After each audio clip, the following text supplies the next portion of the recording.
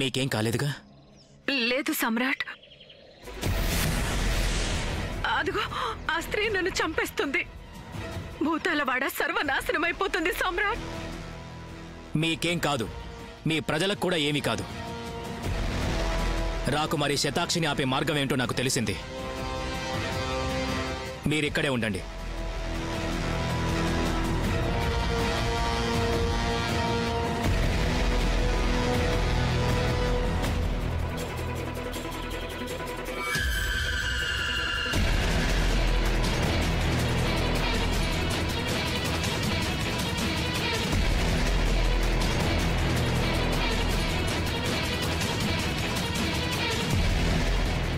సమ్రాట్, సమ్రాట్ అసలు మీరేం చేస్తున్నారు?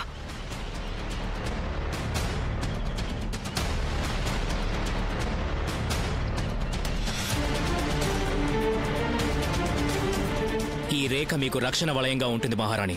కానీ సమ్రాట్, ఆమెను మీలాంటి వీరులే ఆపలేకపోతున్నారే. అలాంటిది ఆమెను ఈ రేఖ మాత్రం ఎలా ఆపుతుంది? ఇది మామూలు రేఖ కాదు, భస్మం. అది ఎవరిదో తెలుసా? రాకుమారి మనస్ఫూర్తిగా ప్రేమించిన వ్యక్తి భస్మం ఇది. నాకైతే పూర్తి నమ్మకం ఉంది, ఏది ఏమైనా సరే రాకుమారి శతాక్షి ఈ భస్మ రేఖను దాటి రాలేదు. సూర్యభాను, చూసారా, ఆ గీత దాటడం లేదు. మీరీ వలయంలో సురక్షితంగా ఉంటారు మహారాణి. సమ్రాట్, మీరెక్కడికి వెళ్తున్నారు? మహారాణి, దేవగోడి ప్రజల్ని కాపాడాల్సిన బాధ్యత కూడా మా మీదుంది. అలాగే రాకుమారి శతాక్షికి న్యాయం చేయాల్సిన బాధ్యత కూడా మాది. ఈ రెండింటిలో మేము ఏది చేయలేకపోయినా అది మా మానవతా ధర్మాన్ని విస్మరించినట్టే. మీరిప్పుడు క్షేమంగా ఉంటారు. ఆ వలయంలో నుంచి బయటకు రాకండి చాలు. సమ్రాట్, సమ్రాట్,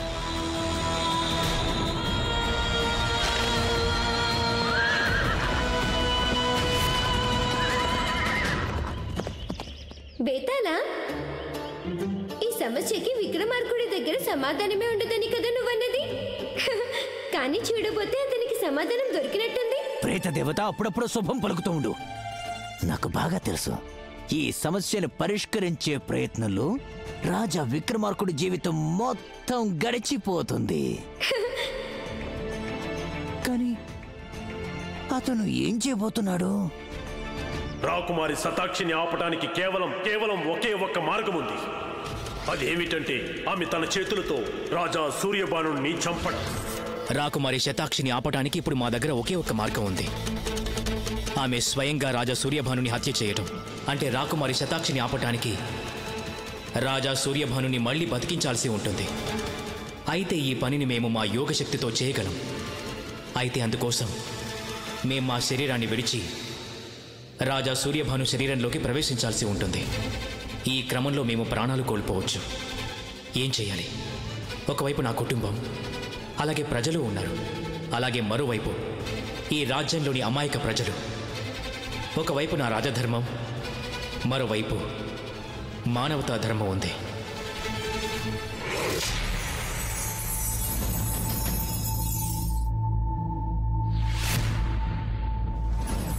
ఏం ఆలోచిస్తున్న విక్రమార్క? నేను కేవలం నీకు మానవతా ధర్మం అంటే ఏంటో తెలుసో లేదో చూడాలనుకున్నాను. కానీ నువ్వేమో నీ ప్రాణాలని సంకటంలో పడేసుకుని మూర్ఖంగా ప్రవర్తిస్తున్నావు. మేం కేవలం రాజే కాదు, మనుషులం కూడా. అందుకే రాజధర్మం కన్నా ఎన్నో రెట్లు అధికమైంది మానవ ధర్మం. ఏది ఏమైనా సరే మేము మా మానవ ధర్మాన్ని నిర్వర్తించాల్సిందే. మా కళ్ళ ముందు ఇందరు అమాయకులు ప్రాణాలు కోల్పోవడం మేం భరించలేం.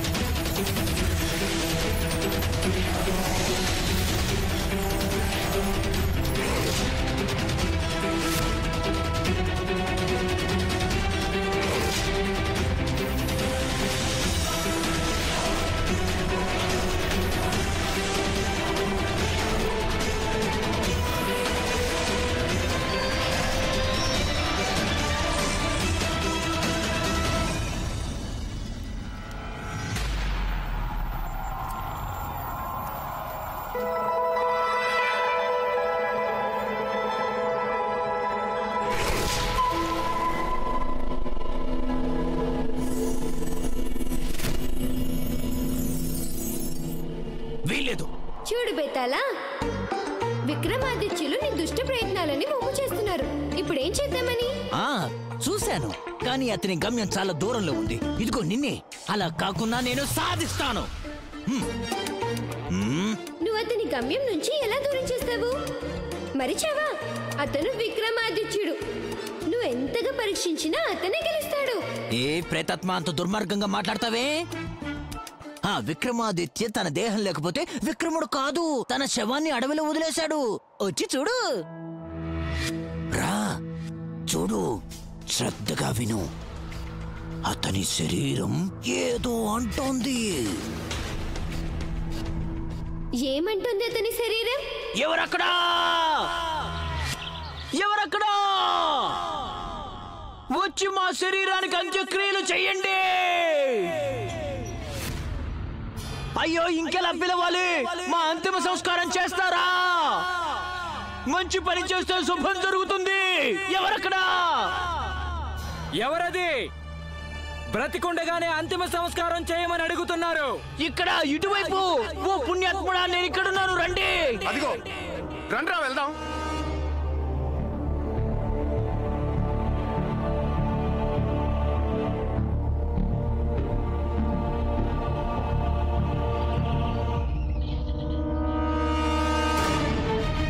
అరే, ఇతను మరణించాడు. మరి మనల్ని పిలిచింది ఎవరు? ఇతని ఆత్మ మాట్లాడిందేమో. ఇతని ఆత్మను శాంతింపజేయాలి. అయితే మనం వెంటనే ఇతనికి అంతిమ సంస్కారం చేయించాలి. వెంటనే ఈ శవాన్ని తీసుకెళ్దాం.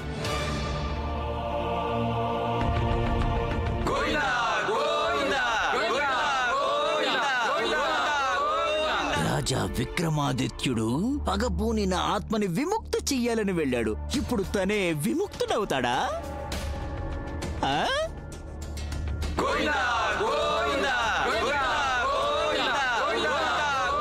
ఎవరైనా వచ్చి రక్షించండి. అందరూ చేస్తారు. రాజా సూర్యభానుడి భార్యతో సహా అందరినీ చంపుతాను. ఎవరిని వదిలిపెట్టను.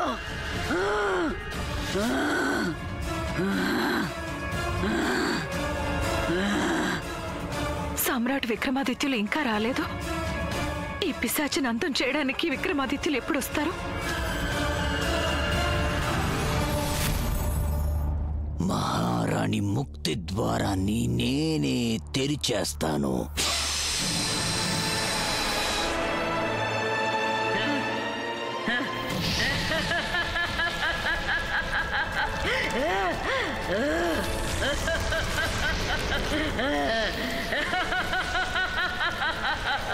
ఇదేంటి?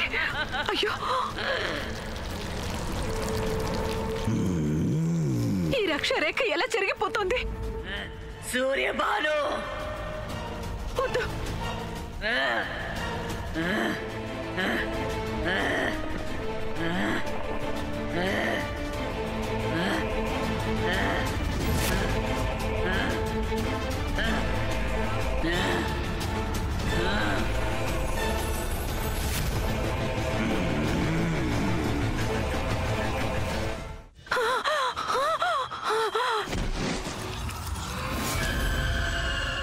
అందరూ చేస్తారు. రాజా సూర్యభానుడి భార్య, వారి బంధువులందరూ. ఎవరిని సజీవంగా నేను వదిలిపెట్టను. ఎవరైనా ఉన్నారా? చంపొద్దు, దయచేసి నన్నేం చేయొద్దు. ఆగండి రాకుమారి శతాక్షి.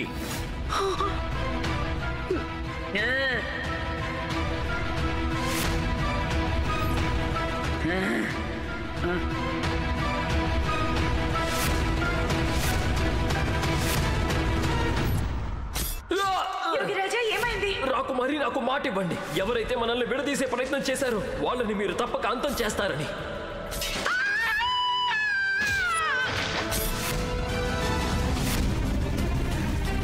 మహారాజా, ఇదెలా జరిగింది?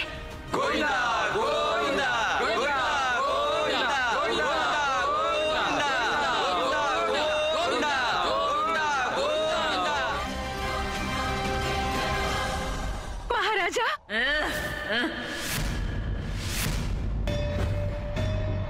సూర్యభాను మహారాజా, ఎన్నో ఏళ్ల నుంచి నీ కోసం వెతుకుతున్నాను. అంత కూడా నువ్వు నా ప్రేమను దూరం చేశావు. నా యోజదత్తుడిని చంపేశావు. ఇకపై నువ్వు కూడా బతుకుండకూడదు సూర్యభానుడా. రాకుమారి శతాక్షి, మా వల్ల అపరాధం జరిగిందని ఒప్పుకుంటున్నాం. మేము మా అహంకారంతో కన్ను మిన్ను తెలియక మిమ్మల్ని దక్కించుకోవాలని యుక్తాయుక్తాలు మరిచి విచక్షణ కోల్పోయాము. కానీ ఇప్పుడు ఆ అపరాధ భావం మాలో ఉంది కనుక మేము మీ ముందు చేతులు జోడించి క్షమాపణ కోరుతున్నాం. దయచేసి మమ్మల్ని క్షమించండి.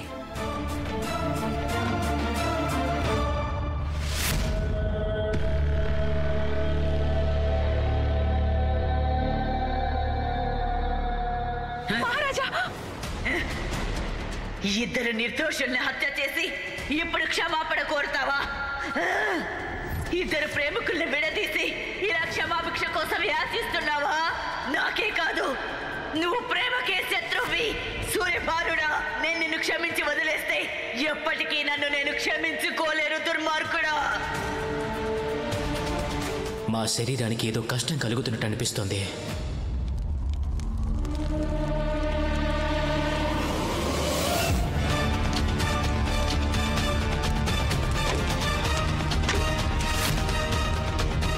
శరీరానికి ఏమైనా జరిగితే అంతా ముగిసిపోతుంది.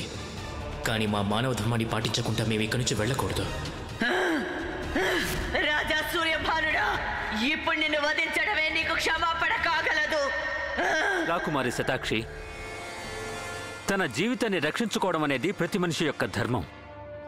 మేము కూడా మా ధర్మాన్ని పాటించాలనే ఇక్కడికి వచ్చాం. రాజా సూర్యభానుడా, మా పట్ల అయితే అధర్మం చేసి ఇప్పుడు ధర్మపన్నాలు చెప్తున్నావా?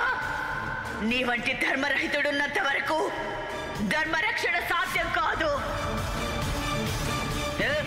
మహారాజా, మహారాజా జాగ్రత్త.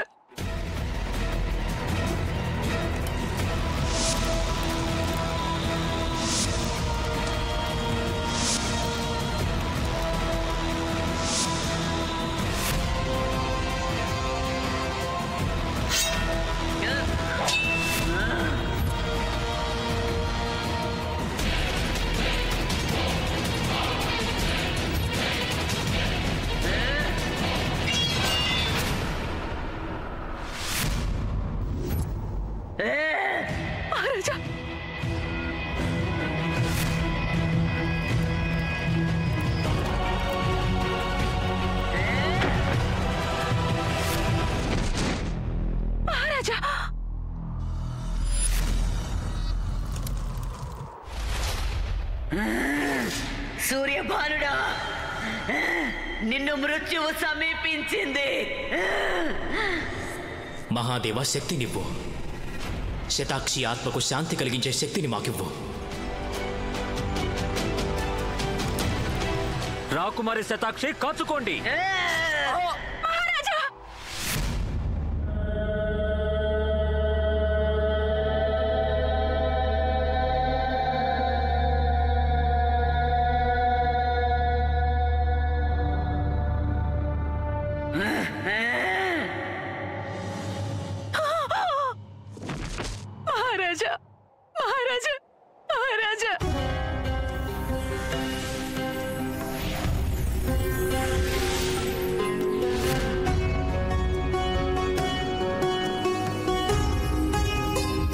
యోగివర్య, చూసారా, మీకిచ్చిన మాట నిలుపుకున్నాను. ఈ సూర్యభానుని వధించాను. మన ప్రేమ శత్రువును నేను చంపేశాను.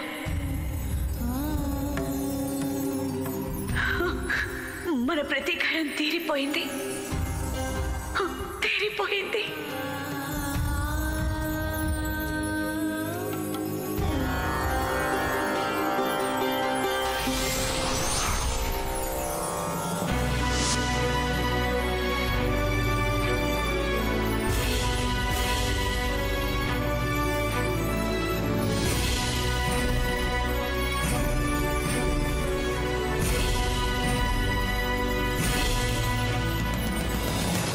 మహాపురుష,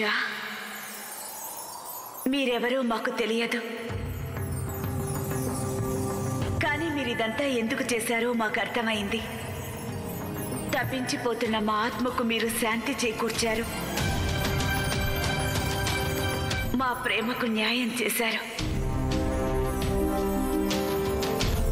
మీకు రుణపడి ఉంటాం.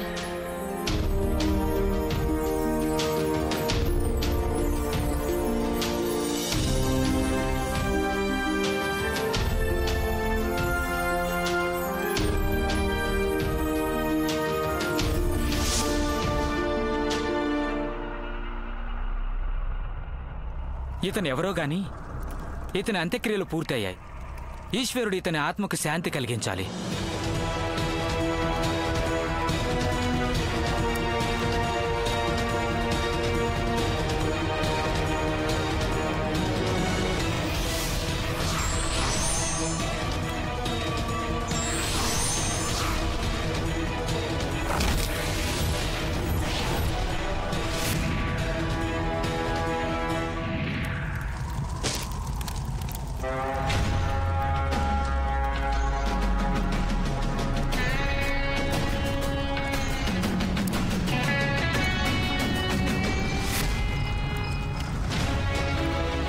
అయ్యి బాబాయ్, ఇతని ఆత్మ ఇంకా శాంతించలేదు.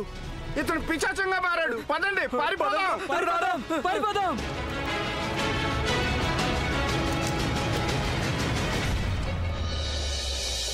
సమ్రాట్ విక్రమాదిత్య, మీరు మీ ప్రాణాల్ని పణంగా పెట్టి మా అందరి ప్రాణాల్ని రక్షించారు. మీరు కేవలం చక్రవర్తులే కాదు, గొప్ప మానవతావాదనని కూడా నిరూపించుకున్నారు. భూతాలవాడ రాజ్యం మీ ఉపకారం ఎప్పటికీ మర్చిపోదు. మేము ఉపకారమేమీ చేయలేదు మహారాణి.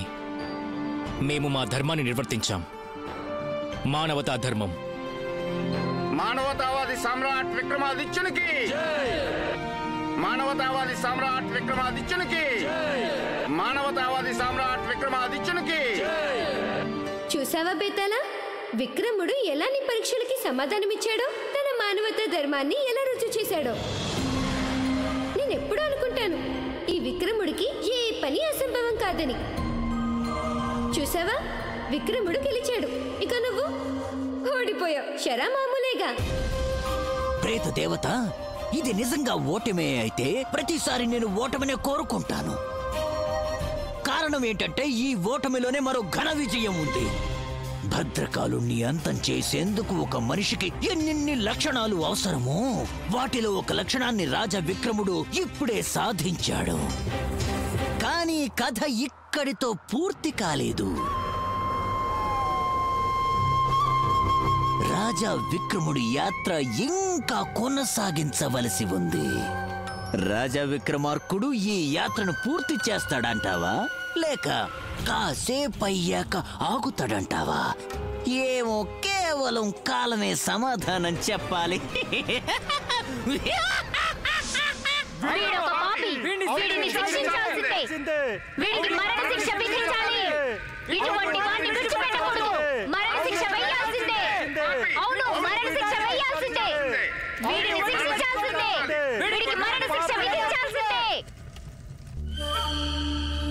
పుత్ర భార్గవ, ప్రజలు నిరీక్షిస్తున్నారు.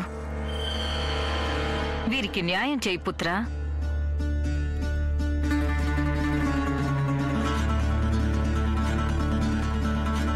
క్షమించాలి పెదరాణి గారు, కానీ న్యాయం చేసే అధికారం ఒక రాజుకే ఉంది. మనం విక్రమాదిత్య మహారాజు కోసం వేచి ఉండాలి. మహాకవి, న్యాయం చేయటంలో ఆలస్యం జరగటం అన్యాయం.